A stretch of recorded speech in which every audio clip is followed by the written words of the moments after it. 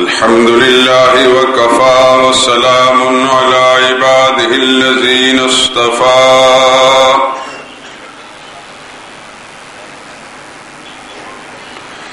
خصوصا على سيد الرسل وخاتم الأنبياء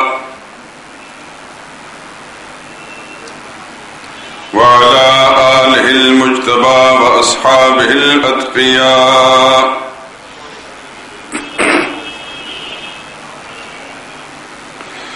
أما بعد فإن خير الحديث كتاب الله وخير الهدي هدي محمد صلى الله عليه وسلم وشر الأمور محدثاتها وكل محدثة بدعة وكل بدعة ضلالة وكل ضلالة في النار.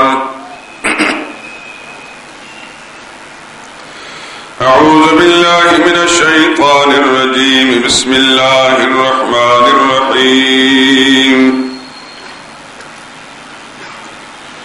سبحان الذي أسرى بعبده ليلا من المسجد الحرام إلى المسجد الأقصى الذي باركنا حوله لنريه من آياتنا إنه هو السميع البصير.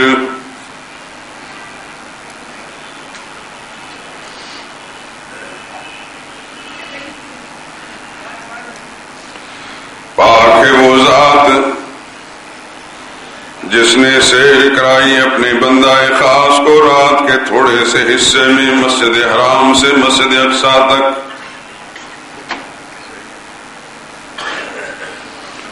جس کے ارد گرد ہم نے برکتیں رکھی ہیں تاکہ ہم اسے اپنی قدرت کی نشانیاں دکھائیں.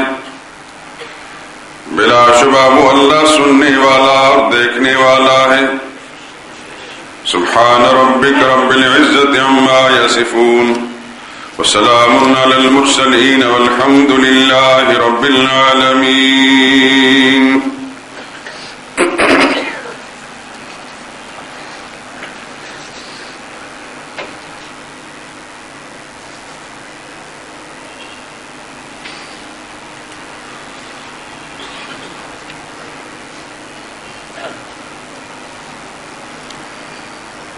یہ آیات کریمہ جو اس وقت تلاوت کی گئی ہیں اس سے پہلے بھی پڑھی گئی تھیں،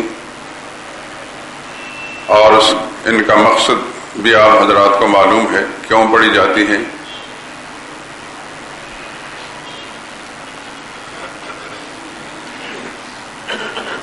سرور کائنات صلی اللہ علیہ وسلم پر مکی زندگی میں جب مصائب و شدائد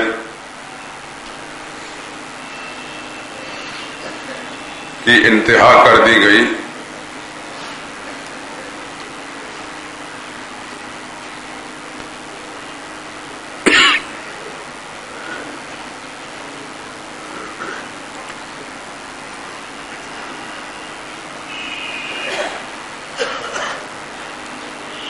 اور طائف سے واپسی پر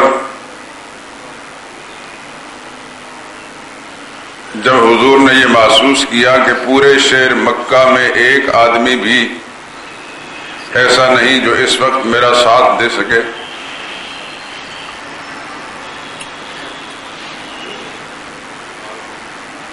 مسلمان تو نہایت قسم پرسی اور مظلومیت کی زندگی گزار رہے تھے،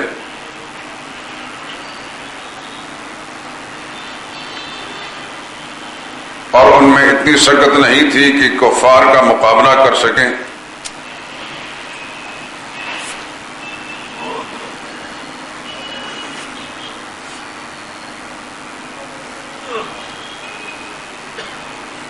ایک شخص جو مشرک تھا، رسول اللہ صلی اللہ علیہ وسلم نے اس کو پیغام بھیجا کہ کیا تم مجھے پناہ دے سکتے ہو؟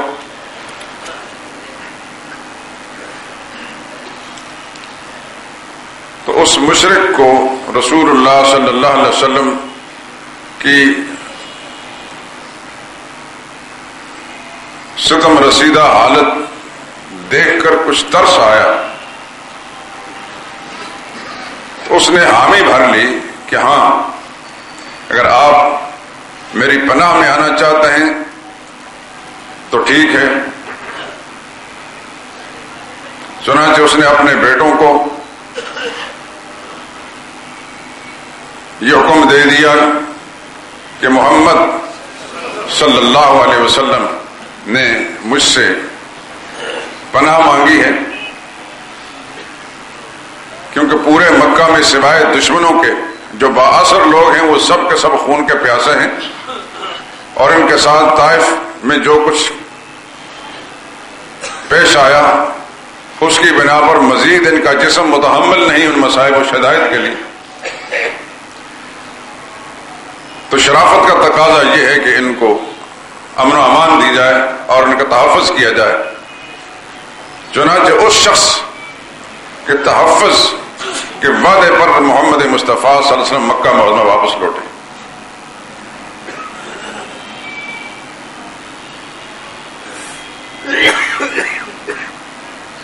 اس شخص کے اس حسن سلوک کا رسول اللہ صلی اللہ علیہ وسلم بعد میں اکثر ذکر فرمایا کرتے تھے۔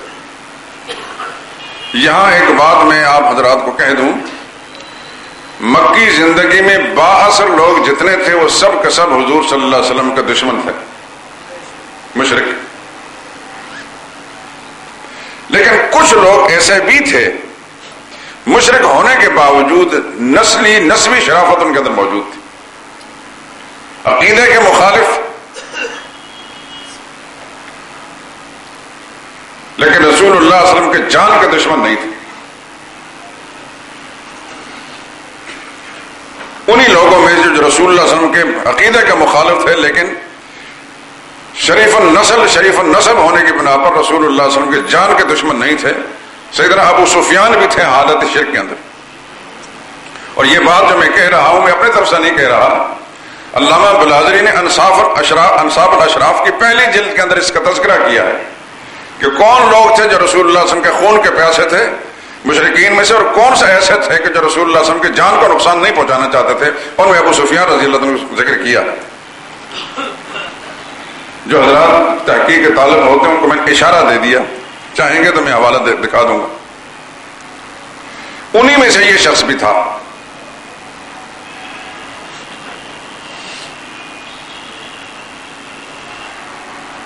اکثر ایسا بھی ہوتا ہے، بعض اوقات بعض قوموں کے اندر ایک معاہدہ ہوتا ہے، چونکہ یہ سارے قبائلی زندگی گزار رہے تھے، مختلف قبیلوں کے لوگ تھے، تو بعض قبیلوں نے آپس میں اتفاق کیا تھا کہ ہمارا دشمن تمہارا دشمن، ہمارا دوست تمہارا دوست،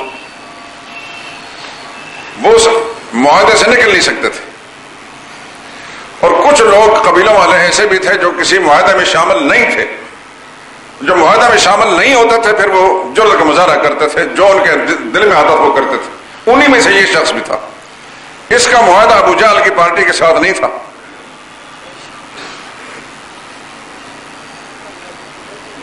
غالباً ان کا نام مطعم بن عدی ہے۔ اس کے امان دینے پر رسول اللہ صلی اللہ علیہ وسلم تشریف لائے۔ اب جو سختیاں جو مصیبتیں اللہ کے پاک پیغمبر صلی اللہ علیہ وسلم نے برداشت کی تھی، منشا الہی یہ ہوا کہ ان کی تسلی کا سامان کر دیا جائے۔ جیسا کہ آپ سن چکے ہیں کہ اس سے پہلے جب طائف کے بازاروں میں حضور صلی اللہ علیہ وسلم پر اتنی سنگواری کی گئی کہ آپ کا جسم مبارک لہو لہان ہو گیا اور جسم کا کوئی حصہ ایسا نہ باقی بچا جس سے خون نہ رستا ہو، رسول اللہ صلی اللہ علیہ وسلم نڈھال ہو کر ایک جگہ آ کر بیٹھ گئے۔ اس اثنا میں جبریل امین آئے۔ وہاں بھی ایک مشرک نے حضور صلی اللہ علیہ وسلم کا اپنے کھجوروں، جب حضور صلی اللہ علیہ وسلم کی یہ مظلومیت کی حالت دیکھی تو اس کو ترس آیا۔ اس نے اپنے نوکر کو، اپنے ملازم کو، غلام سے کہا کہ ایک پلیٹ بھر کر کھجوروں کی، تازہ کھجوروں کی رسول اللہ صلی اللہ علیہ وسلم خدمت پیش کی۔ رسول اللہ نے ان میں سے تناول فرمایا۔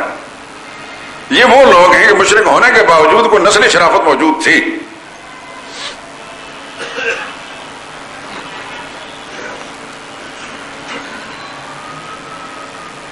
جبریل امین آئے حضور کی تسلی کے لیے۔ آپ چاہیں اگر آپ چاہیں تو آپ ان دونوں پہاڑوں کو حکم دیں، یہ پہاڑ آپس میں مل جائیں گے اور ان دشمنوں کو، آپ کے مخالفین کو زندہ درگور کر دیا جائے گا، پیس کر رکھ دیں گے۔ حضور صلی اللہ علیہ وسلم نے فرمایا نہیں، میں ان کی بربادی نہیں چاہتا، آج تو یہ میری جان کے دشمن خون کے پیاسے ہیں، لیکن مجھے امید ہے کل ان کی نسل میں سے خدا میرا ساتھی پیدا کرے گا، اور ایسا ہی ہوا۔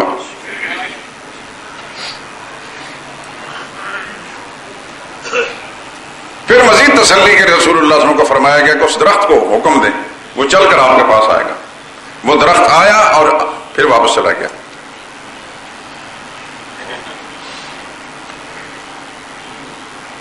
اس کا مقصد یہ تھا کہ مصائب و آلام آپ پر آئے ہیں، لیکن آپ اپنے دل میں محسوس نہ کریں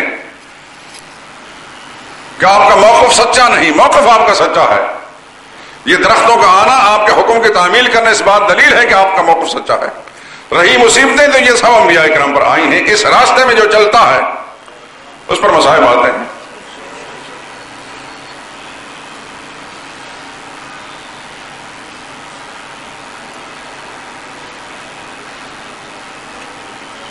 آپ نے سنا ہی ہے سیدنا ابراہیم خلیل اللہ کو جب آگ میں ڈالا گیا توحید بیان کرنے کے جرم میں،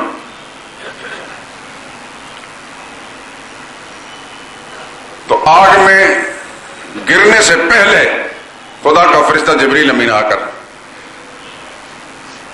پیشکش کرتا ہے، آپ کہیں دنیا بھر کا سمندر لا کر اس آگ کو ٹھنڈی کر سکتا ہوں،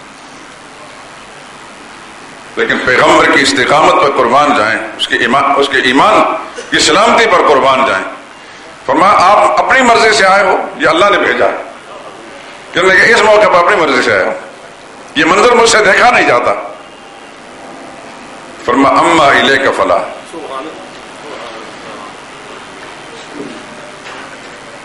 جس کا پیغام سنانے کے جرم میں مجھے یہ سزا دی جا رہی ہے وہ دیکھ رہا ہے مجھے، اگر اس کا فیصلہ مجھے جلانے کا ہے تو جلنے کے لیے تیار ہوں، اگر اس کا فیصلہ جلانے کا نہیں، یہ آگ میرا کچھ بھی نہیں بگاڑ سکتی۔ نعرہ تکبیر! وہ دیکھ رہا اور وہ دیکھ رہا تھا، تو کس طرح اس نے آگ کا حکم دیا؟ قرآن میں موجود ہے، یا نار کونی بردم و سلاما، اے آگ ٹھنڈی ہو جا، لیکن اتنی ٹھنڈی بھی نہ ہونا کہ میرے خلیل کو سردی لگ جائے۔ سبحان اللہ۔ تو حضور اکرم صلی اللہ علیہ وسلم اس راستے پر چل رہے تھے جس راستے پر یہ سارے اللہ کے مقبول بندے چلتے رہے، اور جب مصیبتیں آئیں، یہ قرآن کریم کی تلاوت کے دوران آپ حضرات نے بارہا غور کیا ہوگا، یقتلون النبیین بغیر حق، اللہ کے بے شمار نبی قتل بھی کیے گئے، قتل ہو جانا ان کا اس بات کی دلیل نہیں کہ ان کا موقف سچا نہیں تھا۔ مصیبتیں آئیں، قتل ہوئے، زخمی ہوئے، علاقہ بدر کیے گئے، بائیکاٹ ہوئے، محمد مصطفیٰ صلی اللہ علیہ وسلم سوائے قتل ہونے کے باقی سب کچھ رسول اللہ صلی اللہ علیہ وسلم کے ساتھ ہوا۔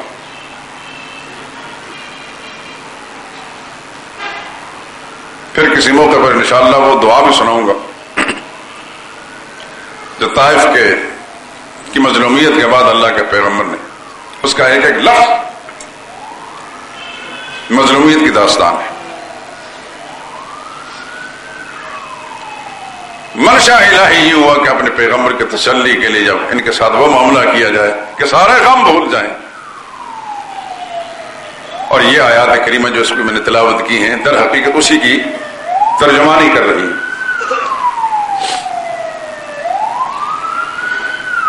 سرور کائنات صلی اللہ علیہ وسلم اپنے گھر میں تھے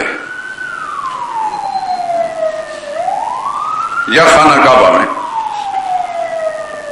حتیم کا علاقہ جو حجر بھی کہلاتا ہے، حتیم بھی کہلاتا ہے، بیت اللہ کا وہ حصہ جس پر چھت نہیں، چھوٹی سی دیوار اس کے ارد گرد پھیری گئی ہے، یہ حتیم کا علاقہ ہے، حج عمرہ کرنے والے سارے حضرات جانتے ہیں۔ حضور صلی اللہ علیہ وسلم یہاں لیٹے تھے، بخاری میں ایک روایت یہ بھی ہے حضرت ابو ذر رضی اللہ تعالیٰ عنہ سے، فورج سقف بیتی، میرے گھر کی چھت پھٹی، لیکن قرآن کریم چونکہ یہ کہتا ہے سبحان الذی اسری بعبدہ لیلا من المسجد الحرام، اس واسطے ہم بخاری کی روایت کے مقابلے میں قرآن کی آیت کو ترجیح دیتے ہیں کہ اللہ نے مسجد حرام سے ان کو سیر کرائی۔ اور اس زمانے میں قریش کے نوجوان اکثر و بیشتر آ کر لیٹ جایا کرتے تھے حتیم کے علاقے میں، اسی دستور روایت کے مطابق رسول اللہ صلی اللہ علیہ وسلم بھی لیٹے ہوں گے۔ خدا کا فرشتہ آ گیا۔ روایتوں میں یہ آتا ہے کہ رسول اللہ صلی اللہ علیہ وسلم کے سینہ مبارک چاک کیا گیا،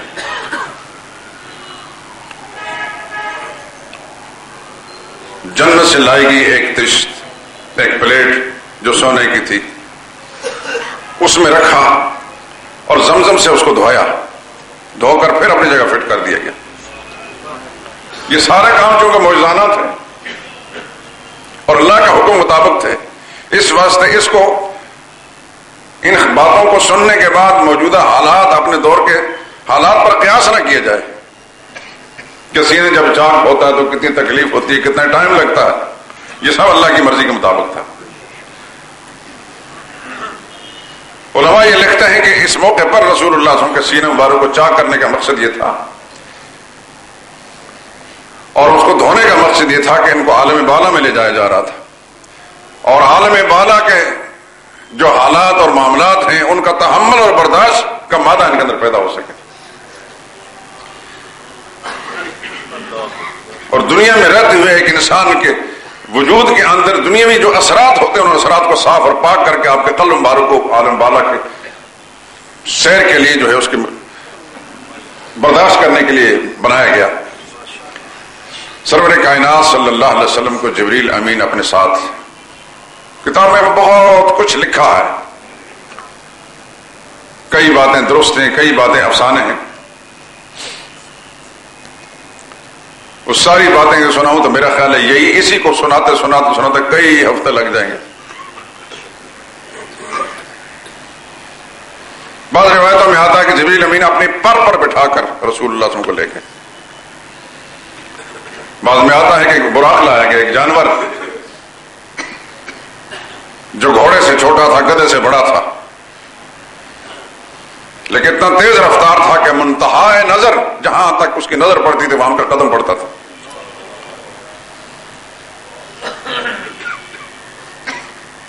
اس پر بٹھایا گیا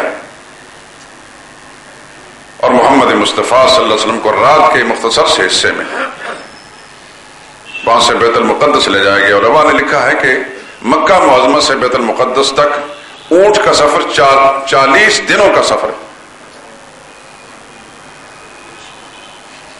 آپ جانتے ہیں کہ اونٹ کا قدم کتنا بڑا ہوتا ہے، 40 ایک پورا دن اونٹ جو چلتا رہے مسلسل تو کئی میل سفر کرتا ہے وہ، لیکن قرآن بتاتا ہے لیلن، بالکل مختصر حصے میں۔ اس کی وجہ یہ ہے کہ جانے والا اپنی مرضی سے نہیں جا رہا، بلانے والا کوئی اور ہے، لے جانے والا کوئی اور ہے، اور جو بلانے والا اور لے جانے والا ہے اس کے معاملات کو انسان اپنے پیمانوں سے نہیں ناپ سکتا، وہ اللہ کی ذات ہے۔ اس نے اعلان کیا سبحان الذی اسری بعبدہ، اور جو انسان کے دل میں شکوک و شبہات پیدا ہونا ممکن ہے کہ رات کے مختصر حصے میں اتنا دور دراز کا سفر کرنا، پھر وہاں سے عالم بالا، یہ دل میں جو وساوس آتے ہیں ان وسوسوں کو پہلے ہی اللہ نے قلع کما کر دیا سبحان کا لفظ بول کر۔ مت خیال کرنا کہ جانے والا اپنی مرضی سے کیا، کتنا ٹائم لگا ہوگا، فرمایا بلانے والا وہ ہے جو سبحان ہے، اور سبحان اسے کہتے ہیں جیسا جہاں ساری دنیا کی قدرتیں طاقتیں ختم ہو جاتی ہیں، فیل ہو جاتی ہیں، وہاں سے آ کے جس کی طاقت سنی تو اس کو سبحان کہتے ہیں۔ نعرہ تکبیر۔ موضوع سے نکل جاؤں گا، اکثر بیشتر ایسا ہوتا ہے کوئی دوسری بات چھیڑتا ہوں تو پھر بات رہ جاتی ہے۔ قرآن کریم میں جہاں جہاں بھی یہ لفظ سبحان آیا ہے وہاں اسی طرف اشارہ کیا گیا ہے کہ ساری طاقتوں سے اوپر طاقت کا مالک اللہ ہے، اس کو سبحان کہتے ہیں۔ ایک اشارہ صرف دیتا ہوں، آدم علیہ السلام کی تخلیق ہوئی، فرشتوں کو حکم ہوا کہ سجدہ کرو، یہ تعظیم ہے ان کی برتری کو تسلیم کرو۔ سجدہ عبادت نہیں تھا، یہ خیال رکھنا، سجدہ تعظیم تھا، اس زمانے میں جائز تھا۔ اس شریعت کے اندر سجدہ تعظیمی بھی ناجائز ہے، اللہ کے سوا کسی اور کے لیے جائز نہیں، حتیٰ کہ نبی بھی ہو اس کے لیے بھی جائز نہیں، لیکن پہلی شریعتوں کے اندر جائز تھا۔ فرشتوں کو حکم اسجدوا لآدم، آدم کو سجدہ کرو۔ انہوں نے کچھ پس و پیش کی، قرآن کریم میں موجود ہے، اتجعل فیہا من یفسد فیہا ویسفک الدماء، اس زمین میں یا اللہ ایسے کو خلیفہ بنانا چاہتے ہیں، وہ فساد کرے گا یا خون ریزیاں کرے گا۔ اللہ نے فرمایا انی اعلم ما لا تعلمون، تبصرے مت کرو، میں بہتر جانتا ہوں، تم نہیں جانتے۔ وعلم آدم الاسماء کلہا، آدم علیہ السلام کو اللہ تعالیٰ نے اپنی قدرت کے ساتھ بہت ساری چیزوں کے علوم عطا کر دی، نام بتا دی۔ ثم عرضهم علی الملائکہ، فرشتوں سے پوچھو، انبئونی باسماء ہؤلاء، ان چیزوں کو تم نام بتاؤ، اپنی برتری کے جو خیال تمہیں ہے، ان کو کہتر سمجھتے، اپنے کو بہتر سمجھتے ہو، ذرا بتاؤ۔ آدم علیہ السلام سوال پوچھ رہے ہیں ملائکہ کرام سے، جب سوالوں کا جواب نہ دے سکے تو پھر اپنی بے بسی کا اعتراف ان الفاظ کے ساتھ، قالوا سبحانک لا علم لنا، ہم اپنی کمزوری کا اقرار کرتے ہیں، یا اللہ تو سبحان ہے، لا علم، ہمیں کسی کا علم نہیں۔ جہاں جہاں بھی مخلوق کی بے بسی، مخلوق کی کم تری کا اظہار ہوا ہے اور اللہ کی برتری اور عظمت کا اظہار ہوا، مطلب یہ لفظ لایا گیا ہے۔ محمد مصطفیٰ صلی اللہ علیہ وسلم کو جب سیر کرایا گیا تو قضاء و قدر کے کارکنان نے نظام عالم کو کچھ عرصے کے لیے معطل کر دیا، جامد کر دیا، جو چیز جہاں ہے وہ وہیں رہے گی، جو ٹائم ہے وہی رک گیا۔ سرور کائنات صلی اللہ علیہ وسلم بیت المقدس میں پہنچے، بعض علماء نے لکھا ہے کہ وہاں انبیاء اکرام علیہ الصلوۃ والسلام کو لایا گیا۔ ظاہر بات ہے کہ انبیاء اکرام علیہ السلام میں سوائے ایک نبی کے، سیدنا عیسیٰ علیہ الصلوۃ والسلام، باقی تو کوئی بھی اس دنیا میں نہیں۔ عالمی مثال میں ان کی مثالیں لائیں گئی، ان کی روحیں لائیں گی اور ان کے روحوں کو مثالی جسم پہنایا گیا۔ انبیاء اکرام علیہ السلام سے ملاقاتیں ہوئی، تفصیلات آگے ذکر کروں گا انشاءاللہ، کس کس نبی سے کیا بات ہوئی۔ بعض نے کہا کہ رسول اللہ صلی اللہ علیہ وسلم کے سماوات، آسمانوں کے سیر کے بعد واپسی پر رسول اللہ صلی اللہ علیہ وسلم کے انبیاء سے ملاقات ہوئی اور وہیں نماز پڑھائی ہوئی۔ نماز پڑھانے کا مقصد یہ تھا کہ ان پر دنیا کو بتانا تھا، ان پر بھی بتانا تھا کہ امامت کا تاج صلی اللہ علیہ وسلم محمد مصطفیٰ صلی اللہ علیہ وسلم کی ذات اقدس کے سر پر رکھا گیا ہے، برتری سب سے ان کو دی گئی ہے۔ ابراہیم خلیل اللہ جو جد امجد ہے محمد مصطفیٰ صلی اللہ علیہ وسلم کے، اس کے باوجود سب سے اونچا رتبہ، اونچی شان ان کے فرزند محمد رسول اللہ صلی اللہ علیہ وسلم کو عطا کی گئی۔ وہاں سے اوپر پھر ایک معراج لائی گئی۔ معراج عربی زبان میں سیڑھی کو کہتے ہیں، بس ایک لفظ ہے جو کتابوں میں آیا، ہم نے پڑھا، ہم نے سنا، ہم نے اپنے زمانے کی سیڑھیاں دیکھی، اس کا تصور ذہن میں لائے، لیکن وہ سیڑھی جو میرے رب نے بھیجی تھی وہ کیسی تھی، کس طرح اس پر عالم بالا میں لے جایا گیا، اس کو نہ ہم قیاس کر سکتے ہیں کسی چیز پر، اور اس میں ہم کھوئے رہے تو ساری زندگی، اپنی زندگی تو کھو لیں گے لیکن اس کو سمجھ نہیں پائیں گے۔ اللہ کا ہر معاملہ جو ہے انسانی قیاسوں سے، اندازوں سے، خیالات سے بالا ہوتا ہے۔ سعدی نے کہا ہے نا ایک دفعہ، اے برطرز خیال ہو، قیاس ہو، گمان و وہم، اے وہ اللہ جو تو بلند و بالا ہے ہمارے خیالات کی پرواز سے بھی، ہمارے اندازوں سے بھی، ہمارے گمان سے بھی، ہمارے اوہام سے بھی۔ وظہر کے گفتان بے شنیدیں مخواندائم، تیری ذات کے بارے میں جو بھی کسی نے کچھ کہا ہے ہم نے سنا ہے اور پڑھ لیا بس. دفتر تمام گشت بپایا رسید عمر، تیری عظمتیں تیری صفتیں لکھ لکھ کر دفتر ختم ہو چکے ہیں، لوگوں کی زندگیاں ختم ہو چکی ہیں.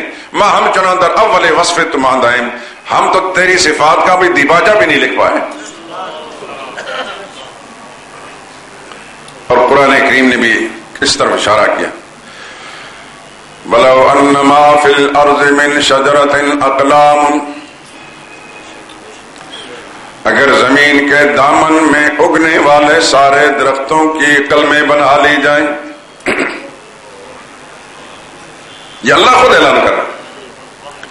وَالْبَحْرُ يَمُدُّهُ، زمین کے دامن پر بہنے والے سارے سمندروں اور دریاؤں کی سیاہی بنا لی جائے. من بعدہ سبعۃ ابحر، اس کے بعد 7 اور بھی سمندر لا کر ان کی سیاہیں بنا لی جائیں اور ان درختوں کی قلموں سے اللہ کی صفات اور قدرت کی باتیں لکھی جائیں. ما نفدت کلمات اللہ، یہ سارے قلمیں گھس گھس کر ختم ہو جائیں گی، سمندر کی سیاہیاں ختم ہو جائیں گی، خشک ہو جائیں گی، اللہ کی صفات انتہا پر نہیں پہنچیں گی. اللہ وہ ہے.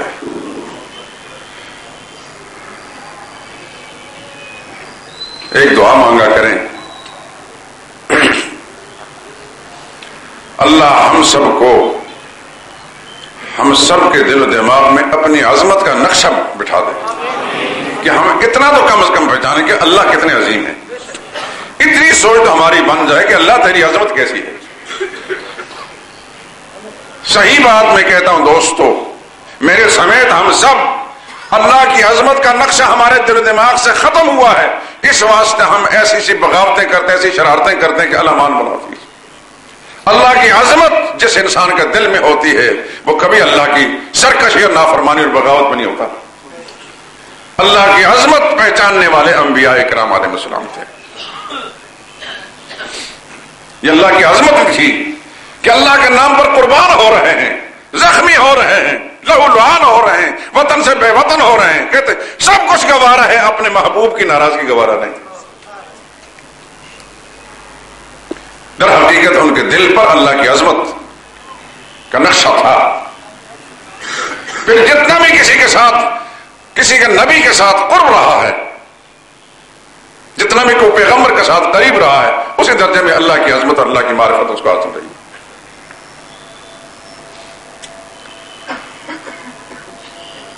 اور ہم لوگ، سچی بات یہ ہے، نہ ہم خدا کو پہچانتے ہیں نہ ہم محمد مصطفیٰ کو پہچانتے ہیں.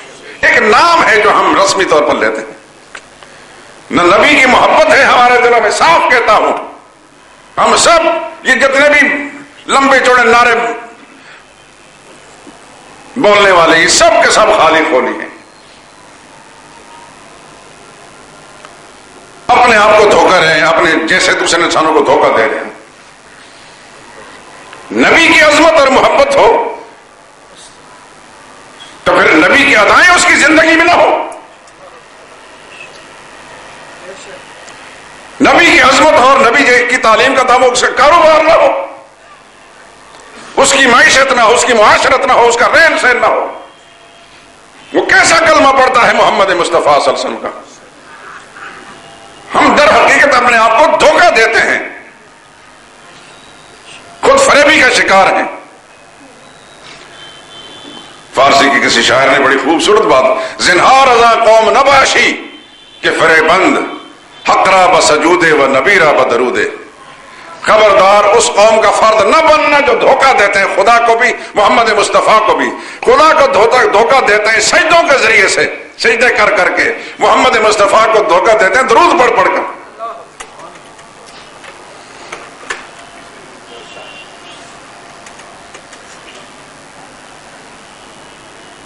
بینر لگا لینے سے، جھنڈے لگا لینے سے، جھنڈیاں لگا لینے سے، چراغاں کرنے سے محمد کی صلی اللہ علیہ وسلم کی محبت کا حق ادا نہیں ہوتا. پوری زندگی نبی کا رنگ میں رنگنے سے پیغمبر صلی اللہ علیہ وسلم کی اتباع ہوتی ہے. نبی کے فرمان پر، نبی کی محبت پر جو شخص سب کچھ قربان کرنے کے لیے ہر وقت تیار رہتا ہے، اپنی ذات کو بھی، اپنے خاندان کو بھی، اپنے مال کو بھی، اپنے جائیداد کو بھی، اپنے خواہشات کو، اس کا نبی کے ساتھ تعلق ہے۔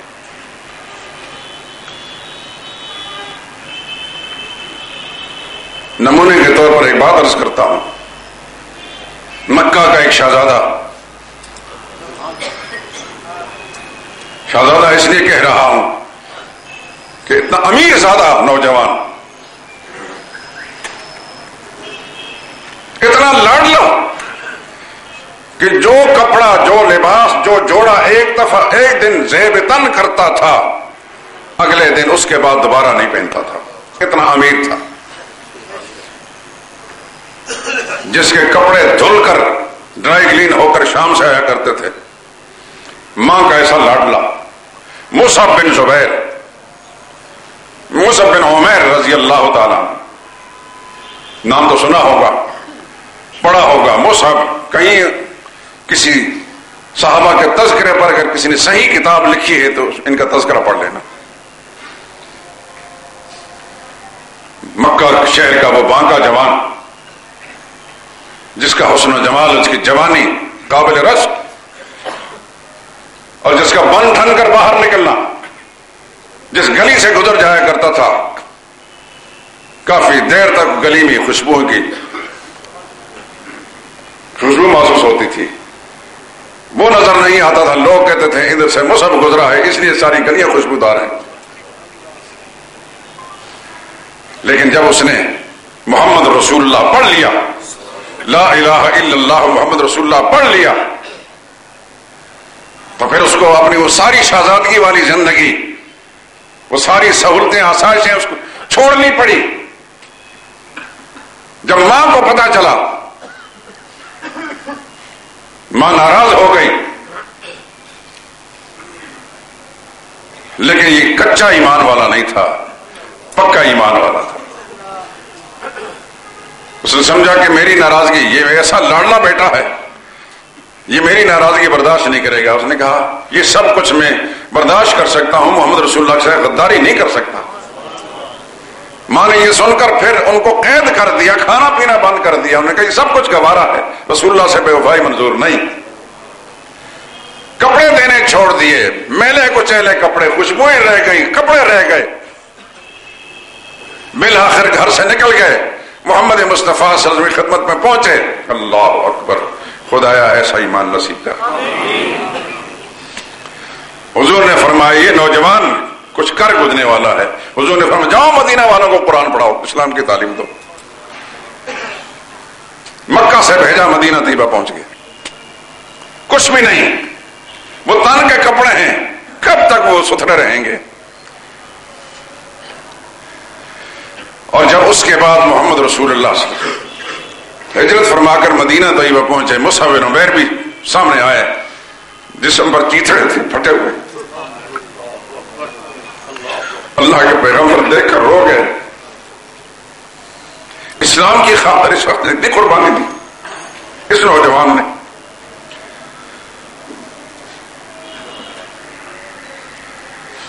عرض کر رہا تھا، جس نے سچے دل سے محمد رسول اللہ کا کلمہ پڑھا ہوتا ہے پھر رسول اللہ کا باغی نہیں ہوتا۔ وہ سچ یہ ہے کہ ہمارا نہ لا الہ الا اللہ درست ہے، نہ محمد رسول اللہ درست ہے۔ لا الہ الا اللہ سچا پڑھنے والا کبھی شرک نہیں کر سکتا، اللہ کے سوا کسی اور کے سامنے جھک نہیں سکتا، اللہ کے سوا کسی اور کے نام کی نظر و نیاز نہیں دے سکتا۔ سچا کلمہ جس نے پڑھا ہے، کیونکہ لا الہ الا اللہ اور غیر اللہ سے مرادیں مانگنا، یہ دونوں آپس میں میل نہیں کھاتے۔ اور جس نے محمد رسول اللہ کا کلمہ پڑھ لیا ہے پھر رسول اللہ صلی اللہ علیہ وسلم کی کسی ایک سنت، کسی ایک طریقے کا مخالف نہیں ہوتا۔ سب کو چھوڑ سکتا ہوں، خاندان کو چھوڑ سکتا ہوں، ماں باپ کو چھوڑ سکتا ہوں، کاروبار چھوڑ سکتا ہوں، کنبے قبیلے کو چھوڑ سکتا ہوں، رسول اللہ بے وفائی منظور نہیں۔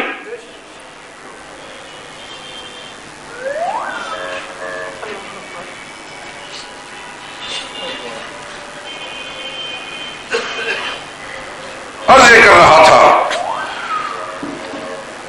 کہ اللہ کا نظام، اللہ نے اپنے پیغمبر کو تسلی دینے کے لیے میں نے شروع میں جب مضمون شروع کیا تھا ایک بات کہی تھی اپنے اسلوب سے. آدمی کو تھک جاتا ہے نا, کہتے چلو یار سیر کرتے ہیں. اللہ نے سیر کرائی, پیغمبر تھک گئے تھے مارے کھا کھا کر, عالم بالا میں پہنچایا. اللہ اکبر.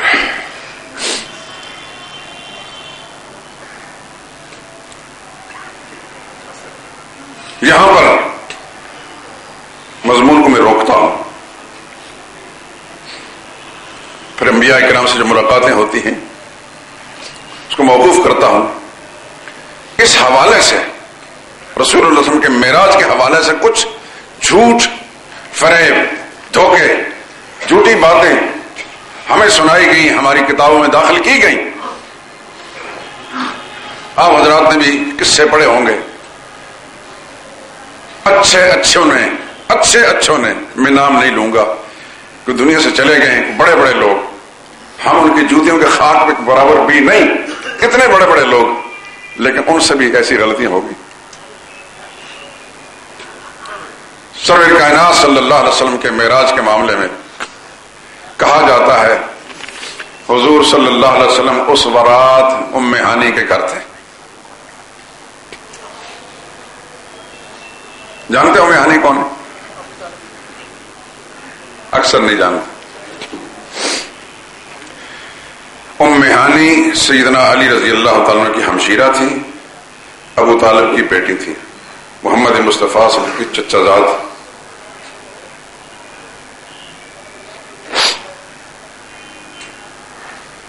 یہ یاد رکھیں کہ رسول اللہ صلی اللہ علیہ وسلم کا معراج ہجرت سے کم و بیش 1 سال پہلے,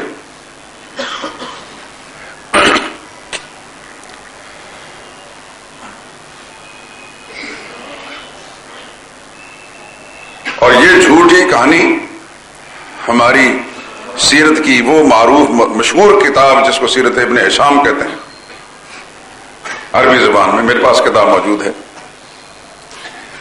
اس کے اندر یہ بات, اتنے بڑے بڑے ناموں کو دیکھ کر ویسے انسان ڈر جاتا ہے, گھبرا جاتا ہے, جھک جاتا ہے. یہ وہاں سے شروع کی گئی. لیکن یہاں یہ بات میں عرض کر دوں مطالعے کا ذوق رکھنے والے, علم کی تحقیق کرنے والے دوستوں کی معلومات کے لیے, کہ ابن ہشام کوئی مستقل کتاب نہیں. یہ شخص محمد بن اسحاق کی جو مغازی ہے اس سے یہ سارا کچھ لیا ہے, اور اس نے اس کتاب کو ترتیب دیا. محمد بن اسحاق یہ ایرانی نسل آدمی تھا, بڑا مشہور آدمی ہے. 85 ہجری میں یہ پیدا ہوا, پہلی صدی کا آدمی. اور حضرت ام ہانی کے انتقال کے تقریباً 40-42 برس بعد یہ پیدا ہوا ہے.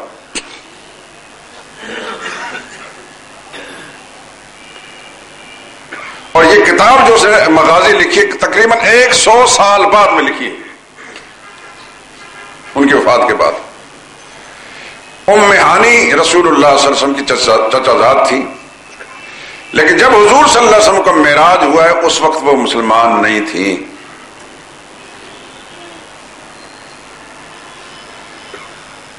اس وقت تک مسلمان, تقریباً اس کے 10 سال بعد مسلمان ہوئے.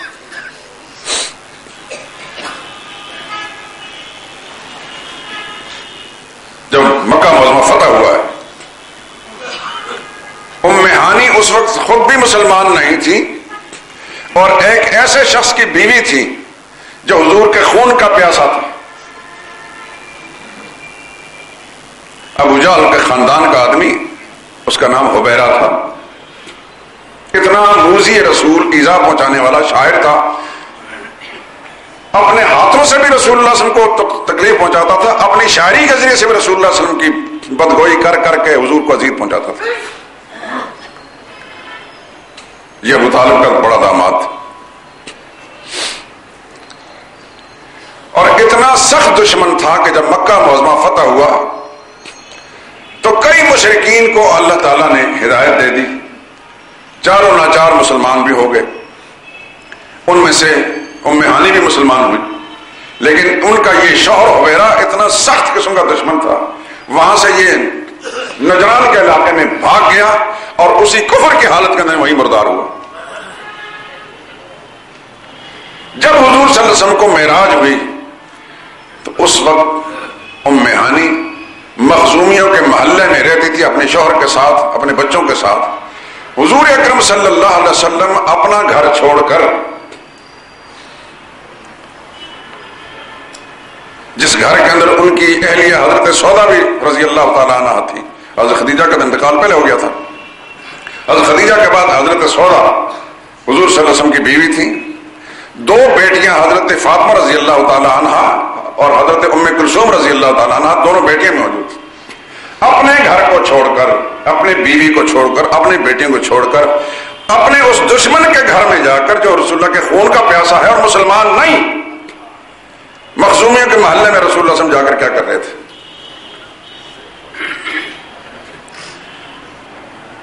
یہ کہانی گھڑی گئی اور عجیب، آپ حیران رہیں گے کہ ام ہانی اس وقت مشرکہ ہیں، 10 سال بعد مسلمان، شوہر تو ان کا کفر کی حالت میں مرا، اسے کسی صورت میں ایمان گوارا نہیں تھا۔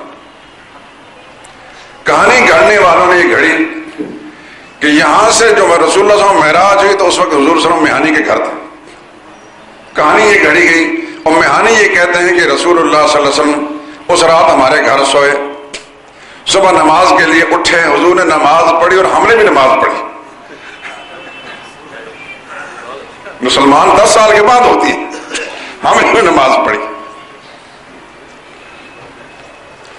اور حضور صلی اللہ علیہ وسلم نے فرمایا کہ رات کو میں یہاں سے مجھے بیت المقدس لے جائے گا، وہاں سے عالم بالا میں لے جائے گا، یہ ہوا وہ ہوا۔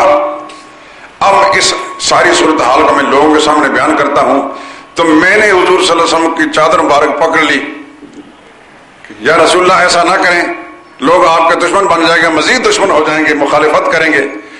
تو حضور نے فرمایا نہیں، میں نے تو بیان کرنا ہے۔ تو میں نے چادر جب پکڑی تو تھوڑا سا رسول اللہ صلی اللہ علیہ وسلم کا پیٹ مبارک چادر کھینچنے سے ننگا ہو گیا۔ جو بھوک پیاس رسول اللہ صلی اللہ علیہ وسلم برداشت کرتے تھے، اس کی وجہ سے رسول اللہ صلی اللہ علیہ وسلم جسم میں لاغری پیدا ہو گئی تھی۔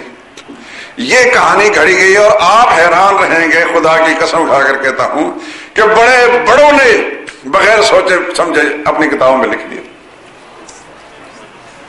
یہ میں نے آپ کو اشارہ دے دیا، اب کتابوں کو پڑھیں آپ۔ ان کے مسلمان ہونے کا سال سن 8 ہجری، فتح مکہ کے موقع پر، اور ہجرت سے پہلے مدینہ طیبہ آنے سے پہلے حضور کو معراج ہوتی ہے، اور اس معراج کے رات رسول اللہ ام ہانی کے گھر ہیں۔ ام ہانی کا شوہر حبیرہ مخزومی، حضور کا جانی دشمن، اپنا گھر چھوڑ کر دشمن کے گھر جا کر سوتے ہیں۔ پھر آگے اور تماشے کی کہانی سنیں کہ رسول اللہ صلی اللہ علیہ وسلم نے فرمایا کہ ام ہانی کے گھر میں تھا، فرشتہ آیا، اس فرشتے کے ساتھ 50,000 اور فرشتے بھی تھے، 50,000، اور ایک آدمی اور بھی تھا، 7 تسبیح لیے ہاتھ میں، تسبیح پکڑی ہوئی تھی۔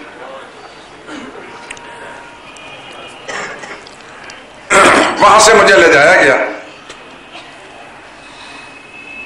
عالم بالا میں جب میں پہنچا تو ہر فرشتے نے آ کر مجھ سے علی کا حال پوچھا، علی کا کیا حال ہے؟ جہاں بھی گیا ہر فرشتے نے علی کا حال مجھ سے پوچھا، جس پیغمبر کے پاس گیا ہر نبی نے علی کا حال پوچھا مجھ سے۔ فرشتوں نے کہا تم سدرۃ المنتہا جاؤ گے،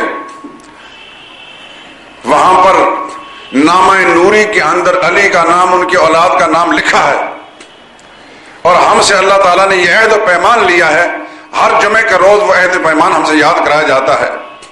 رسول اللہ صلی اللہ علیہ وسلم کا عالم بالا میں 120 مرتبہ معراج کرائی گئی، ایک دفعہ نہیں، 120 مرتبہ معراج کر، ہر دفعہ حضور صلی اللہ علیہ وسلم سے کو یہ تاکید کی گئی، دیکھنا تم اپنے بعد علی کو اپنا خلیفہ بنانا۔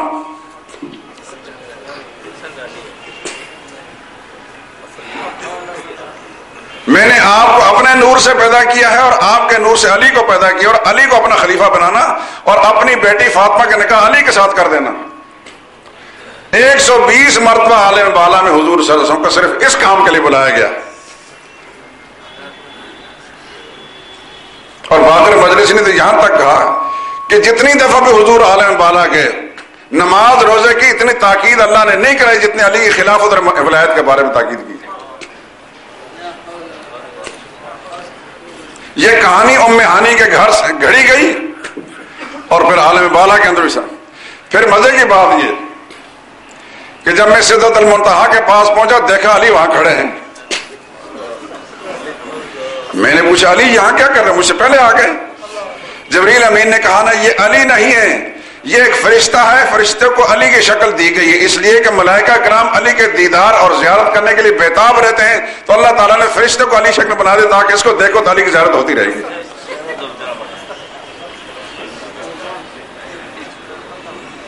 پھر اور سنیں، عالم بالا میں گیا، انبیاء اکرام سے ملاقات ہوئی تو اللہ نے کہا کہ نبیوں سے پوچھے تم کیوں مبعوث کیے گئے ہو، تمہیں کیوں نبوت ملی گئی دی گئی؟ تو انبیاء اکرام سے جب پوچھا کہ کیوں تمہیں نبوت سے نوازا، کہنے لگا ہمیں اس لیے نوازا گیا کہ دنیا میں آ کر ہم نے علی اور اس کی اولاد کی ولایت اور امامت کا پرچار کرنا ہے. ہمارا مقصد یہ ہے، ہماری بعثت نبوت کا مقصد یہ.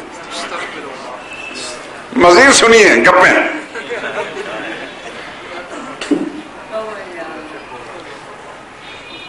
مجھ سے پوچھا گیا، جناب رسول اللہ صلی اللہ علیہ وسلم سے پوچھا گیا کہ اللہ تعالیٰ نے عالم بالا میں آپ سے جو کلام فرمایا کس لہجے میں کلام فرمایا؟ تو حضور صلی اللہ علیہ وسلم نے فرمایا اللہ تعالیٰ نے مجھ سے علی کے لہجے میں کلام فرمایا. اور پھر خود اللہ نے فرمایا کہ میرے نبی میں آپ سے جس لہجے میں کلام کر رہا ہوں، پتہ ہے کس کا لہجہ ہے؟ یہ علی کا لہجہ ہے. اس لیے کر رہا ہوں کہ علی آپ کے نزدیک علی سب سے زیادہ محبوب اور پیارا ہیں، آپ کے پیارے کے لہجے میں بات آپ کرتے لگتا. کچھ رہ گیا پیچھے؟ سارے نبی آدم علیہ السلام سے لے کے امام الانبیاء صلی اللہ علیہ وسلم تک اسی مقصد کے لیے مبعوث ہوئے.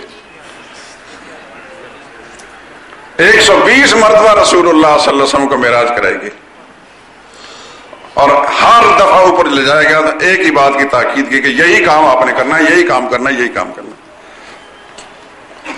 اس لیے میں نے تھوڑا سا اشارہ دے دیا کہ جو ام ہانی کا قصہ آپ کسی کتاب میں پڑھیں گے اس کی ابتدا وہاں سے ہوتی ہے اور آگے یہ سارے چیزیں ہیں.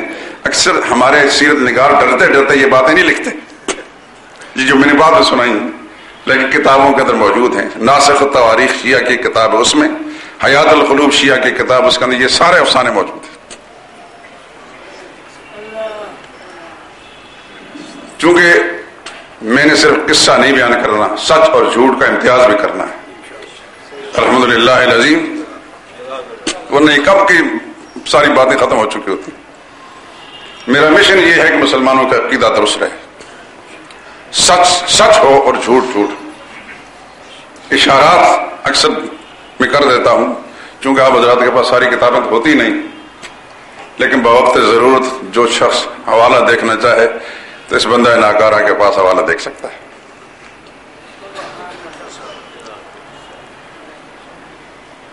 تو عرض یہ کر رہا تھا محمد مصطفیٰ صلی اللہ علیہ وسلم کو اللہ تعالیٰ نے مسجد حرام سے سیر کرائی، من بیت ام ہانی نہیں.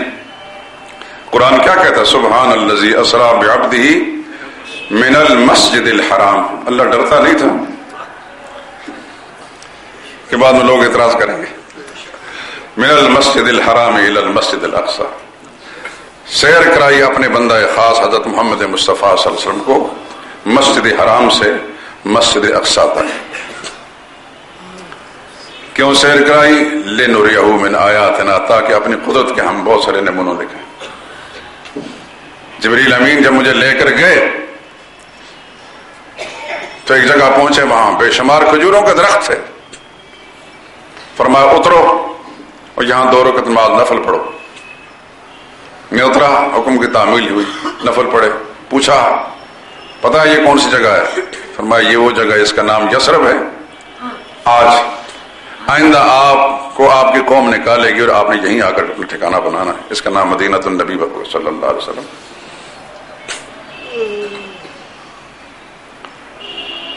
اس کے بعد پھر آگے گئے، پھر کہا اترو 2 رکعت نفل پڑھو۔ ایک درخت کے پاس فرمایا یہ وادی سینا ہے، یہ وہ مقام ہے جہاں حضرت موسیٰ علیہ السلام کے ساتھ اللہ نے کلام فرمایا تھا اور ان کو نبوت سے سرفراز کیا تھا۔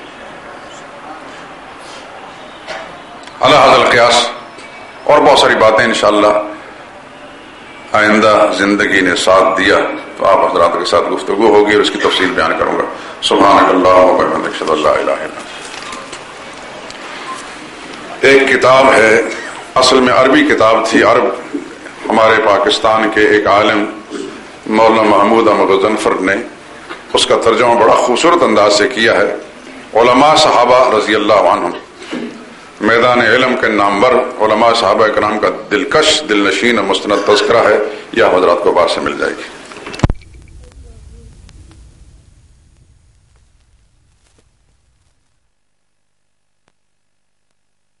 میں انبیاء کی خصوصاً محمد مصطفیٰ صلی اللہ علیہ وسلم کی شفاعت نصیب فرمائے، اور حضور صلی اللہ علیہ وسلم نے اپنی شفاعت کا حقدار ہونے کے لیے جو شرط بیان فرمائی ہے، اللہ زندگی میں اس شرط کو پورا کرنے کی توفیق نصیب فرمائے۔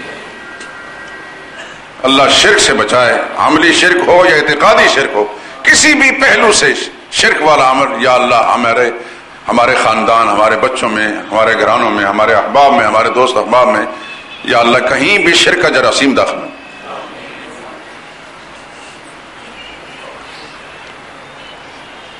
یہ جو میں نے کہا نا پاکستانی اسلام کے اندر یہ چیزیں ہیں لیکن رسول اللہ صلی اللہ علیہ وسلم کے اسلام میں نہیں ہیں۔ آپ کو یاد ہوگا جنرل ضیاء الحق مرحوم کے زمانے میں جب نئے نئے وہ صدر بنے تھے تو عرب ممالک کا جب انہوں نے دورہ کیا رمضان المبارک کے اندر، وہاں جو سرکاری سطح پر مساجد میں افطاری کا اہتمام ہوتا ہے اور ساری وہ خوبیاں ہیں جن کی تفصیل جاننے کی ضرورت نہیں ہے، مختلف مساجد سے اذان کی آواز آتی ہے، تو انہوں نے پاکستان کی اہم مساجد کے بارے میں فیصلہ کیا کہ ہر بڑے شہر کی اہم مسجدیں جو ہیں ان سے سرکاری ٹی وی پر اذان نشر ہو۔ تو لاہور میں ہماری مسجد شہداء کا انتخاب کیا گیا۔ ایک دن ہمیں پہلے سے اطلاع نہیں تھی، آگے وہ سارا عملہ سرکاری طور پر بڑی بڑی گاڑیاں لے کر یہاں مسجد سے باہر کھڑے ہو گئے۔ عصر کے بعد وہ سارا نظام جو انہوں نے مسجد کے اندر نصب کر دیا، بھئی آج یہاں سے اذان نشر کی جائے گی۔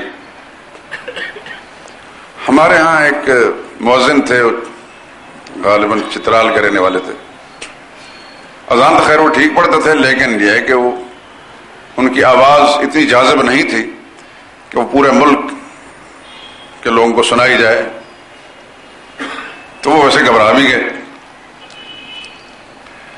کہ انہوں نے کبھی یہ منظر دیکھا نہیں تھا۔ قصہ مختصر، بالآخر اذان مجھے پڑھنا پڑی۔ میں نے وہ اذان پڑھی لیکن میں نے افسران کو کہہ دیا تھا کہ یاد رکھیے میں نے اذان کے بعد جو پہلے افطاری کی جو دعا ہے وہ بھی میں نے وہی پڑھنی ہے جو حدیث پاک میں ہے، اور اذان کے بعد دعائے وسیلہ جو ہے وہی پڑھنی جو حدیث میں ہے۔ انہوں نے کہا کیا؟ میں نے کہا یہ، تو ان کے تو رنگ فاق ہو گئے، کہتے ہیں سر جی ہماری نوکری کا مسئلہ ہے۔ میں نے کہا تمہاری نوکری کا مسئلہ ہے، میرے عقیدہ اور ایمان کا مسئلہ ہے بھائی،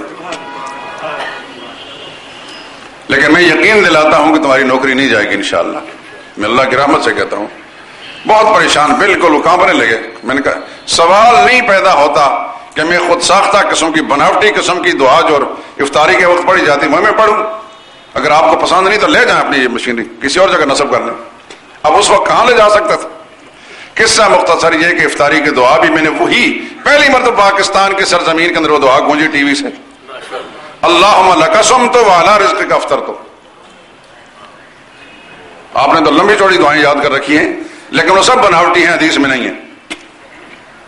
اللہم لک صمت وعلی رزقک افطرت، یہ پہلی مرتبہ پاکستان کے سرزمین میں میڈیا سے لوگوں کانوں تک پہنچی، اور دعا وہی دعائے وسیلہ پڑھی، اللہم رب هذه الدعوۃ التامہ والصلاۃ القائمہ آت محمدا الوسیلۃ والفضیلہ وابعثه مقاما محمودا الذی وعدتہ۔ جہاں تک تو بخاری میں موجود ہے، اور انک لا تخلف المیعاد کا جملہ جو ہے بہقی میں ہے۔